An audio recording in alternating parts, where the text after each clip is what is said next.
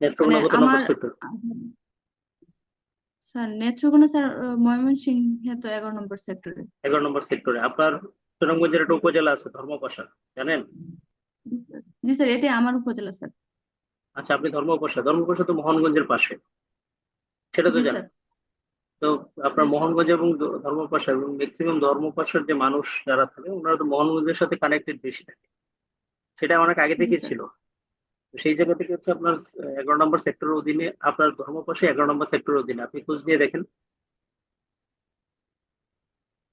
Sir আমিও sir এটাই মানে ভেবেছিলাম, কিন্তু পরে আবার যখন বইয়ের মধ্যে দেখলাম সেই জন্য আমি স্যার একটু কনফিউজড হয়ে গেছিলাম আর আপনার কি স্যার। শুনেন, আপনার এখানে বিষয়টা হচ্ছে আমরা ম্যাক্সিমাম যারা ক্যান্ডিডেট থাকে ওনারা এসে জি যেটা স্যার। কাজটা করে যে বাজারে বইগুলা পড়ে, ওয়েবসাইট ঘাটে না।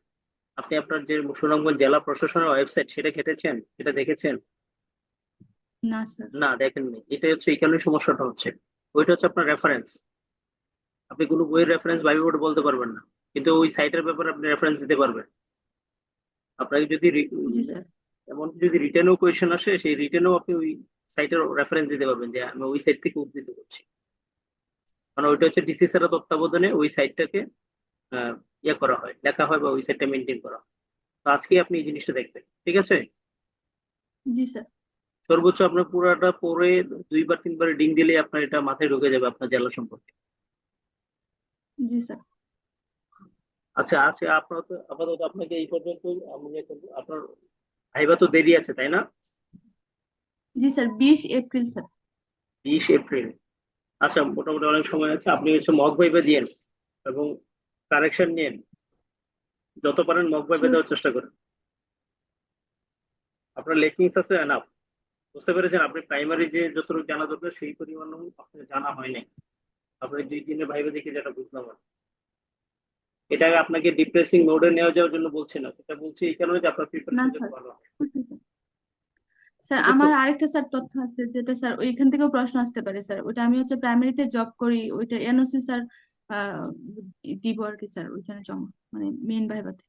আচ্ছা, ঠিক আছে, তাহলে প্রাইমারি বিষয়টা এটা কিছুটা অল্প জিনিস জেনে যাবেন, বা প্রাইমারি রিলেটেড আমরা কোয়েশ্চেন করবো আপনাকে, তখন আপনি আরো বুঝতে জি পারবেন। Sir, thank you sir. জি স্যার। আপনাকে আমি সহজ আলাপ বলি, আপনাকে যে আজকে যেমন বললাম আপনার জেলা নিয়ে আপনি আজকে পড়বেন, সেটা একটু ভালো করে পড়ে যান।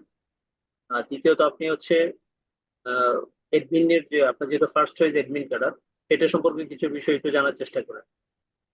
আর জি স্যার, কমপক্ষে শিওর। প্রথম 5টা ক্যাডারের হায়ারার্কি গুলো মুখস্থ করেন। জি স্যার। ঠিক আছে। জি স্যার। স্যার, আপনি কি শুনতে পাচ্ছেন? হ্যাঁ, শুনতে পাচ্ছি। স্যার যদি জুলফা মা। স্যার জুলফার যদি আহ, ওনার পরিস্থিতি বিবেচনায় সেটা যদি এরকম হয় যে উনি আহ, চায় যে হচ্ছে যে ভাইবা দিতে প্রচুর পরিমাণে, স্যার সেটা একটু আপনি একটু মাথায় রাখিয়েন, ওনার জন্য একটু টাইম রাখিয়েন আর কি। ওকে, ওকে, শিওর। জুলফা মাহফুজ। জি স্যার। আচ্ছা, আপনাকে কিছু বিষয় বলি। সেটা হচ্ছে, আপনি হয়তো জানতেন না যে আমরা মানে রেকর্ডিং করি আর কি, ভিডিও অডিও দুটাই রেকর্ডিং করি। তো আমরা আসলে আপনাকে মেবি গতদিনের রেকর্ডিংটা পাঠিয়ে দিয়েছিলাম, আপনি কি দেখেছিলেন কিনা আমি শিওর না। স্যার, আমি দেখেছি স্যার, অর্ধেকটা স্যার দেখতে পেরেছি আর কি। আমি ওই রকম করে সময় পাচ্ছি না, ফ্যামিলিতে টাইম দিতে হচ্ছে স্যার। ও আচ্ছা, আচ্ছা। মানে কতদিন তো আপনি অডিওতে ছিলেন, তো আজকে আপনার দেখবেন যে আপনি আপনি যখন কথা বলতেছেন, আপনি আপনার আপনার ফেসের এক্সপ্রেশনটা আপনি দেখবেন যে আপনার কাছে ভালো লাগে কিনা ব্যাপারটা। এটা কিন্তু একটা ব্যাপার। আপনি যখন জি স্যার। আপনি যখন সরি বলতেছেন, একটু হচ্ছে হাসি মুখে যদি সরি বলেন, তাহলে এটা আরো সব থেকে বেশি ভালো হয়। মানে সরি বললেন বাট একটু হাসি দিলেন, তখন স্যাররা ভাববে যে না, এক্সপ্রেশন আসলে ভালো, তাই না? তো জি আপনি স্যার। আপনার ভিডিও যখন দেখবেন, তাহলে তখন আপনি আসলে বুঝতে পারবেন আজকে। হ্যাঁ, ভিডিওটা আজকে জি ফুল স্যার। দেখে নিবেন। আরেকটা বিষয় হচ্ছে, সেটা হচ্ছে আপনি মানে কিছু কিছু কোশ্চেন কনফিডেন্টলি বলছেন, ভুল অ্যান্সার বলছেন। আপনাকে বলা হলো সংস্কার কমিশন কয়টি, আপনি একদম কনফিডেন্টলি বলে দিলেন 10টি। তো এইরকম ভুল জিনিসগুলো কনফিডেন্টলি বলা যাবে না, সরি বলতে হবে। জি স্যার। অথবা অথবা অথবা স্যার যদি জিজ্ঞেস করে যে আপনি কি শিওর, তখন আপনি বিনয়ের সাথে বলবেন যে স্যার আমার আমার কনফিউশন আছে বা আমার ভুল হতে পারে। জি স্যার। মানে স্যাররা কখন বলে যে আপনি কি শিওর? যখন ভুল হয় তখন এই ধরনের কথাগুলো স্যাররা বলে থাকে। জি স্যার। বুঝতে পেরেছেন?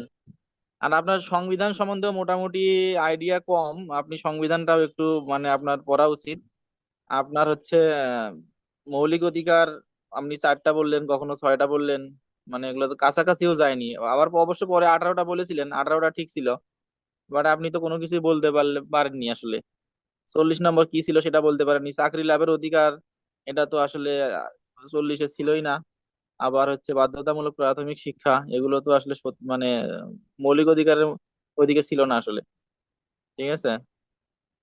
জি স্যার। আর একটা সংবিধান বিষয়, স্যার পড়তে হবে, অনেক আগে হ্যাঁ হ্যাঁ, পড়েছিলাম তো।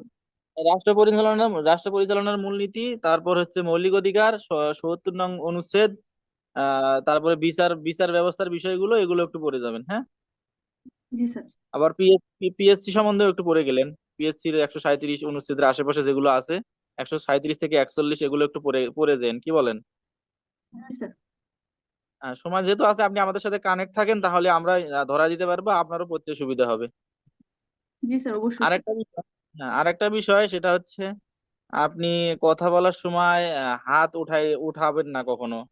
আপনি মেবি হচ্ছে মানে ফেস টাচ করা এরকম অভ্যাস যদিও নাই, আমরা আমরা একবার অন্তত খেয়াল করেছি যে আপনি এরকম করেছিলেন। তো এটা এটা করা যাবে না আসলে, হ্যাঁ। জি স্যার। আর একটা বিষয় হচ্ছে সব থেকে যেটা ইম্পর্টেন্ট বিষয়, সেটা হচ্ছে ভাইবা যখন আমরা শেষ করলাম, তখন তখন কিন্তু আপনি আমাদের সালাম দেননি। স্যার, আমি তো স্যার মানে থ্যাংক ইউ স্যার বলেছি স্যার, সালাম দিতে হয়েছে স্যার এটা আমার জানা নাই স্যার। তো আপনি আপনি যাচ্ছেন আমাদের কাছ থেকে, আপনি চলে যাচ্ছেন, তা আপনি সালাম দিবেন না? সরি স্যার, নেক্সট টাইম দিব স্যার। হ্যাঁ, তবে যাই হোক, আপনি মনে করেন যে আপনি পিএসসি তে আছেন, এটা মনে করেন, তাহলে সবকিছু অটোমেটিক বের হয়ে আসবে। আপনি তো মানে মনেই করতে পারতেছেন না যে আপনি পিএসসি তে ভাইবা দিচ্ছেন, আপনি ভাবতেছেন যে আমি মক ভাইবা মানে ডেমো দিচ্ছি, এরকম ভাবতেছেন। আপনি ভেবে নেন যে আমি পিএসসি তে ভাইবা দিচ্ছি, এটা ভেবে নেন, তাহলে দেখবেন যে অটো সবকিছু বের হয়ে আসবে। জি স্যার। এগুলোই ছিল আপনার, মোটামুটি আজকে এ পর্যন্তই। তাহলে আমরা ভিডিওটা আপনাকে পাঠিয়ে দিব, আপনি দেখে নিয়েন, মানে ফুল ভিডিওটা দেখে নিয়েন, না কেটে। জি স্যার। জি স্যার। ঠিক আছে, ধন্যবাদ। আচ্ছা জুলফা, জি স্যার, আপনার আসসালামু আলাইকুম। আপনার বাসা কোথায়? ধর্মপাশা কোথায় বাসা? স্যার, ধর্মপাশা খয়েরদির চর গ্রাম স্যার।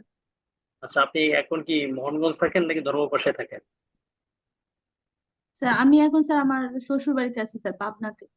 আচ্ছা, আপনাই মানে আছেন। সবসময় স্যার সুনামগঞ্জে জব করি, ওইখানেই থাকি স্যার এখন, মানে ঈদের জন্য আর কি স্যার এখানে আসা। আচ্ছা আচ্ছা, আপনি জব করেন কোথায় সেটা আমি জানতে চাচ্ছি। জি স্যার, সুনামগঞ্জ মানে আমার ধর্মপাশাতেই স্যার। এটা কি পোস্টিং কি আপনার মোহনগঞ্জ উপজেলায় পড়েছেন নাকি ধর্মপাশা উপজেলাতে? না স্যার, ধর্মপাশা উপজেলাতেই। আচ্ছা, আমি কেন আপনাকে মোহনগঞ্জের বিষয়টা টানছি, কারণ মোহনগঞ্জ কিন্তু আপনার খুব হাই প্রোফাইল একটা উপজেলা, এবং এটা মাছের জন্য জি খুব স্যার। বিখ্যাত। যেহেতু আপনার হাওরের একটা এলাকা, তো সেই কারণে আপনাকে মোহনগঞ্জের বিষয়টা আমি আপনাকে জিজ্ঞেস করা। এবং ধর্মপাশা সাধারণত যারা ওনারা বাইরে উঠে থাকেন, ওনারা এটা জানেন। দেখা যায় যে অনেকেই নেত্রকোনা বা সুনামগঞ্জে হয়তো বা 4-5 বছর উনি এখানে ডিউটি পালন করেছেন।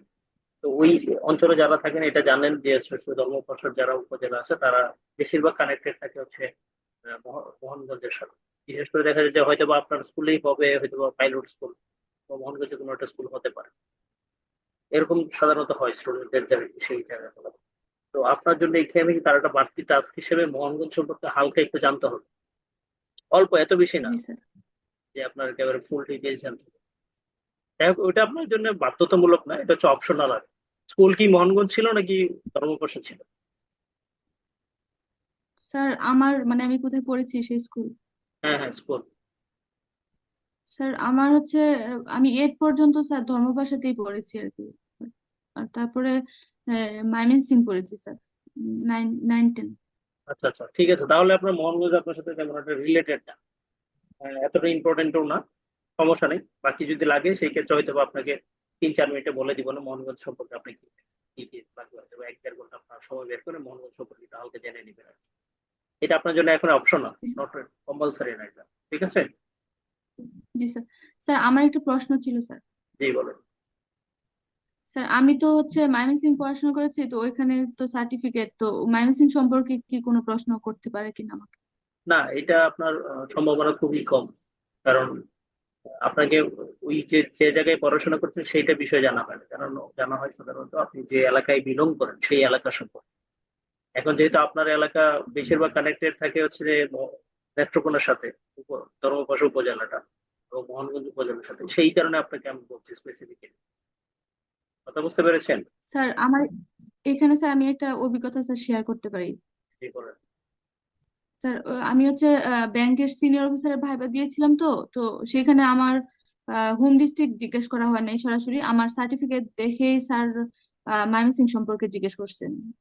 হয়তো যে ময়মনসিং এর স্কুলের নাম দেখছেন বা কলেজের নাম দেখে কিনা জিজ্ঞেস করছেন মনে হয় স্যার, না হয়তো স্যার ময়মনসিং সম্পর্কে আচ্ছা, আপনাকে মানে কেন ময়মনসিংহ ময়মনসিংহ সম্পর্কে জিজ্ঞেস করলে খুব বেশি ডিপে জিজ্ঞেস করেছেন কিছু, নাকি নর্মাল কিছু জিজ্ঞেস জি স্যার করেছেন? আমাকে জয়নুল জয়নুল আবেদিন পার্ক সম্পর্কে জিজ্ঞেস করেছে, তারপর এই এই ময়মনসিংহ হচ্ছে বিখ্যাত কারা কারা আছেন, তারপরে মানে মানে উম, এই অন্তর্বর্তীকালীন সরকারের সময় হচ্ছে কি কি জানি, মানে স্যার আমি ওরকম বুঝি নাই।